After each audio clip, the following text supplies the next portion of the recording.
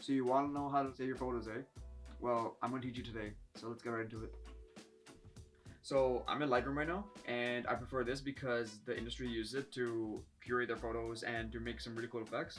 So what we're going to do is we're going to take our crop tool and we're going to see a grid. So we have the small tic-tac-toe board, which is, it's called rule thirds.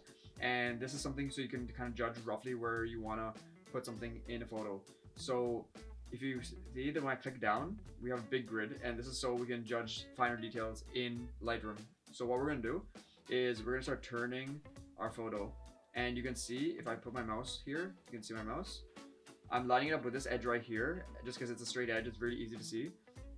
So you can do this with any edge, but I prefer that one just for this photo. And we're gonna straighten the photo just to make it more easy to post on Instagram or something else. It saves the photo. So if I go back to it, now we have our photo saved. Everything's good.